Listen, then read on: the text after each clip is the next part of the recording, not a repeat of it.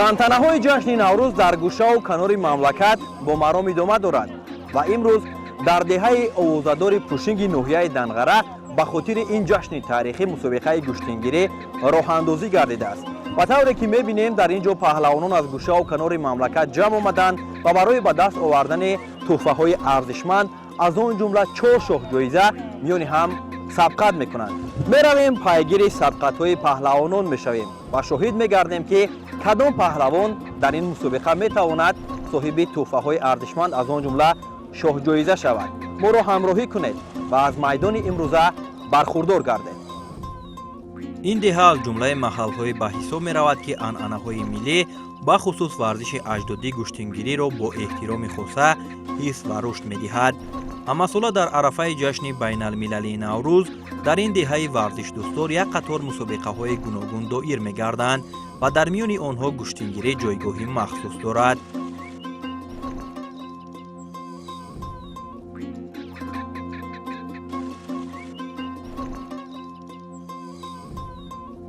боиси хусандӣ аст ки дар арафаи иди наврӯз қарор дорем ва бо гуфтанӣ ҳастам ки соли 2009 бо ташаббуси бевоситаи асосгузори сулҳу ваҳдати миллӣ пешвои миллат президенти ҷумҳурии Тоҷикистон муҳтарам Эмомалӣ Раҳмон пешниҳод шуда буд барои ҷаҳонишавии Наврӯзи оламафрӯз.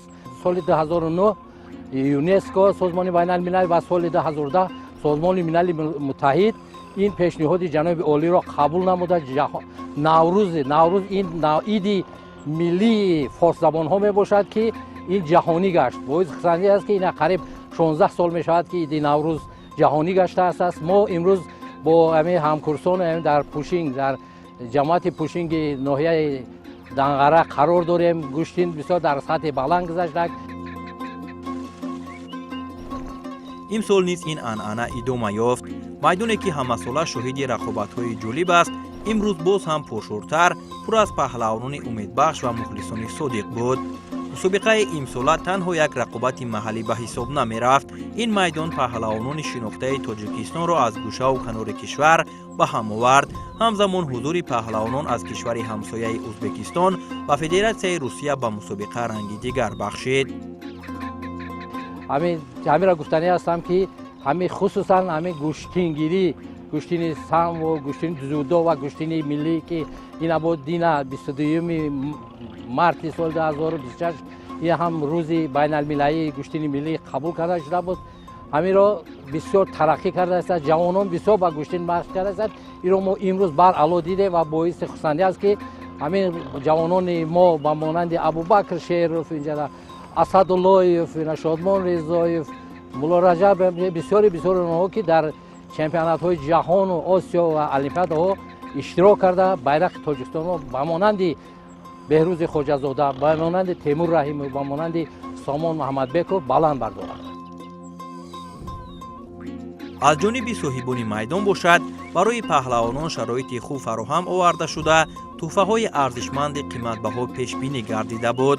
аммо муҳимтар аз ҳама, барои паҳлавонони муваффақи майдон 4 адад шоҳҷоиза автомошинаҳои сабукрав гузошта шуд. инчунин аз гӯшаву канори кишвар дӯстдорони гӯштингирӣ ба деҳаи пушинг омада гирди майдон ҷамъ шуданд ва паҳлавононро дастгирӣ мекарданд. думра вотанхале Ӯзбекистон қати амҷо омадем. мо мухлиси гӯштин худди Данғара пушинг омадем. мо ки ҳамин хоҳиш дорем ки ҳамин гӯштин хушрӯву ба маънию барчи баргузор бигарда. ҳамин мухлисое ки айдуру наздик омаданд, ҳамиё вақти хушиқатӣ ҳамеа чи тамошо карда бираванд. мо ина мухлиси Тайҷамол Алимардонов, ана ки Шариф Назириев, ана ки бо Шодмон Рӯзоев, мухлиси гӯштингирои ҳамин Тоҷикистонем.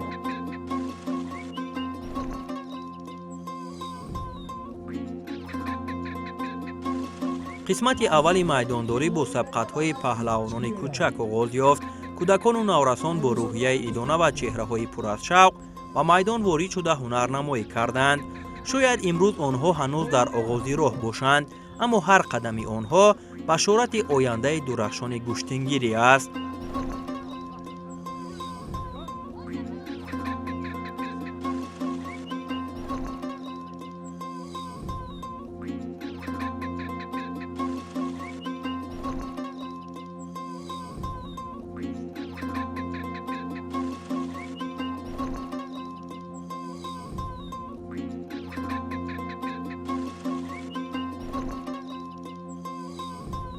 من امیرشاهزاده عبدالله از دهه جاربکل به گشتینگیری پشنگ آمدم و در اینجا من 9 حریف خود را مغلوب کردم و من میخواهم باز رقابت را ادامه دهم، صاحب تحفه های ارزشمند گردم.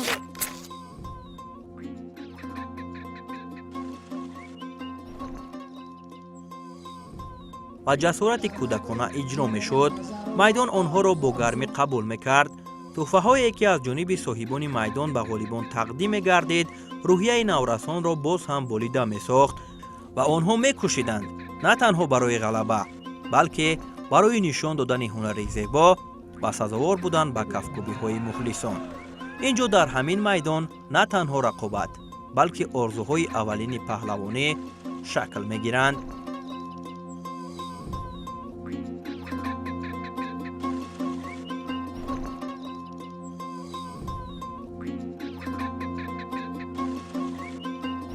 از خوالینگ به دهه پشنگ گشتینگیری آمدم.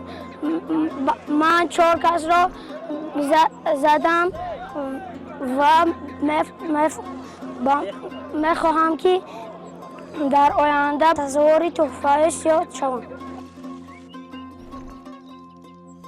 در برابر پسران دختران نیز به این ورزش اجدادی رو آورده با جسارت و مهارت بلند به میدان برآمدند. این گواهی آن است که گشتینگیری امروز تنها ورزش مردان نیست بلکه به یک مکتب فراگیری تربیت تبدیل یافته است. از میان دختران جانانه نظر و روزافزون بک نظر و نسبت به دیگر گل دختران هنرنمایی زیبا و خاطرمان نشان دادند. آهسته آهسته شدت رقابت بالا می رفت. به میدان پهلوانان وزنشان گرانتر و چهره های شناخته وارد می شدند. حضور پهلوانان نامدار کشور از قبیل اکمل مرادov، نوروز کریمزاد، رحمت الله بیگ فرهادov، مولا رجب خلیفایف، مقتدر باباجان، محمد اقبال توشف، صبح الدین خلیلزاده، محمد شریف نجمیدینov و چندین چهره های دیگر شناخته رقابت پذیری را در میدان پرشدت میکرد. همزمان اشتراک پهلوانان از ازبکستان از جمله جسور خدای نظر و حسن‌الدین اینچنین پهلوانان از فدراسیای روسیه سطح رقابت ها را باز هم بلندتر نمود. اکنون میدان دیگر بود. اینجا تجربه بر ضد جوانی، نام بر ضد آرزو و قوه بر ضد اراده می ایستاد. همه پهلوانان در میدان امروزه یک هدف داشتند: نمایش رقابت های جالب و به دست آوردن امکانیت مبارزه برای شاه جایزه ها.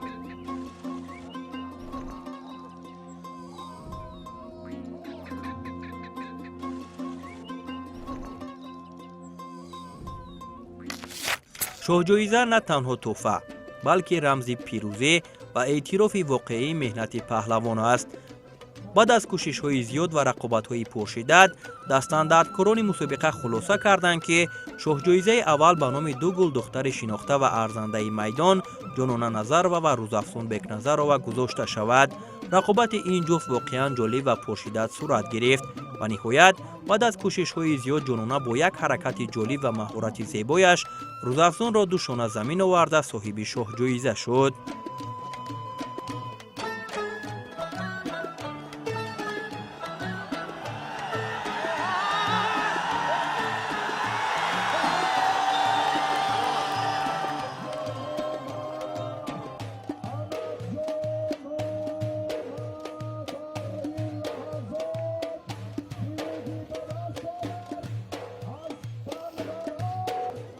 ما امروز سفربر شدیم به دهه پشنگ ناحیه دنغره و در اینجا باسه رقیب خود قوه آزمایی نمودم و آنها را مغلوب کردم و برای شاه جایزه با روزافزون رقابت نمودم و پیروز شدم. من خیلی خوشحال هستم که چنین مسابقه ها را برای ما ورزشکاران فراهم می‌سازند که ما هنرنمایی کرده صاحب توفایی ارزشمند شویم. مسابقه های ما خیلی بسیار هستند و ما روز 27م به بدخشان می رویم برای مسابقه و در آنجا هم با تیاری خوب آماده دیدیم و می خواهیم که در آنجا هم سزاوار جایهای نمایان کردیم.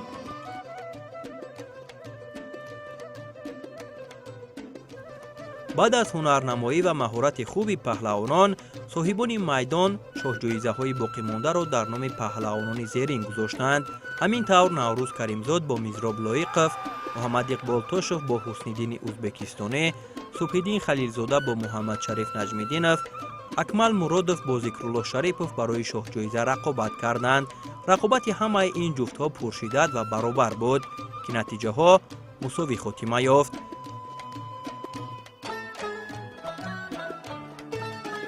барои ба даст овардани шоҳҷоизаи дуюм раҳматуллобек фарҳодов ва илҳомиддин ҷаборов бо ҳам рақобат карданд. ҳунарнамоии ин ду чеҳра барои ба даст овардани шоҳҷоиза дер идома наёфт, зеро ки раҳматуллобек фарҳодов бо як партофти ҷолиб рақибро шикаст дод ва тӯҳфаи арзишманд автомошинаи сабукрав ба даст овард.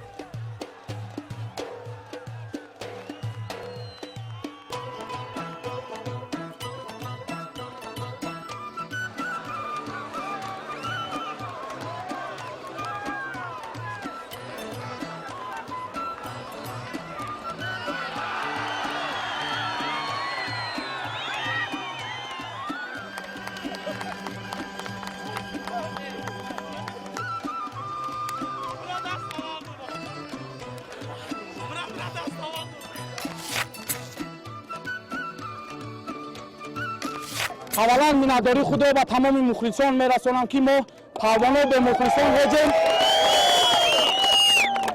ҳама вақт палвонои ҷумҳурии Тоҷикистонро чунин мухлисӣ кунанд ва мо кӯшиш мекунем парчами ҷумҳурии Тоҷикистонро берун аз кишвар ҳам баланд бардорем.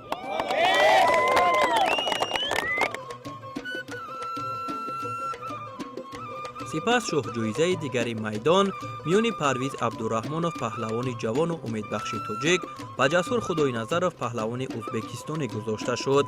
сабқати онҳо хело зуд анҷом ёфт, зеро ки ҷасур дар сонияҳои аввали қуввоозмоии ҷасурона ва бомаҳорати баланд як ҳаракати ҷолибро анҷом дод ва ғолибият насибаш гардид.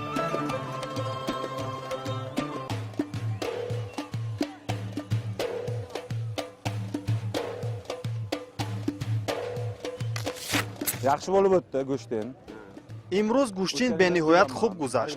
аслан ман соли гузашта ҳам дар ҳамин майдон иштирок доштам ва ҳар сол барои гӯштингирӣ ба Тоҷикистон ҳам меоям. раҳмат ба халқи шарифи Тоҷикистон. майдони гӯштингирӣ бисёр бо тартиб гузашт. Rahmat tashkilotchilarga hammasiga. oyandada erta nima naqshalar bor senda? Tojikiston boz miyoyed. Ha, xudo xohlasa ertaga ham. худо хоҳад то анҷоми наврӯзӣ дар гӯштинҳои Тоҷикистон иштирок мекунем.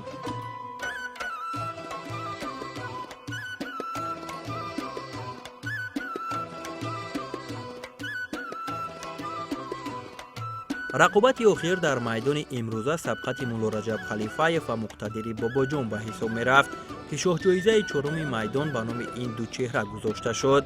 дар ин қуввозмоӣ мухлисон Халифаевро муддаии асосӣ медонистанд, аммо муқтадир бо маҳорати арзанда ва қувваи ирода дар муқобили рақиби шинохтааш ғолибият ба даст овард, ки дар ин лаҳза майдони Пушинг бо садои кафкобӣ ва шодии тамошобинон пур шуд ва ҳар лаҳза хотирмон барои ҳар касе ҳузур дошта буд.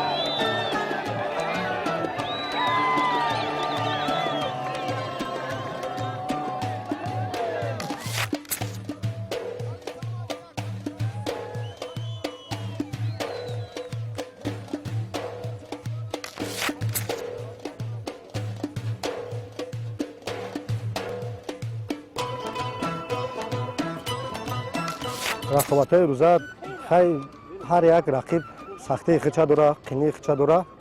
Хай ба ҳама ин када машқомо ки соз буд. Тонистем ки Шоҳҷоиза дар шаҳри Данғара, дар ноҳияи Данғара дар деҳаи Пушинг гирифтем. се рақиби хати ғолиб шудем. Дар чорумаш Халифаев Мулло Раҷаб буд. Хай қинӣ дошту бо баёни гона када тонистем ки бигирем Шоҳҷоизаро. ин мусобиқа исбот кард ки куштингирӣ на танҳо рақобат, балки мактаби меҳнат, ирода ва эҳтиром ба ҳамдигар аст. аз ин рӯ мусобиқаи имсола дар деҳаи Пушинг ба як хотираи фаромӯшнашаванда барои иштирокчиён ва тамошобинон табдил ёфт.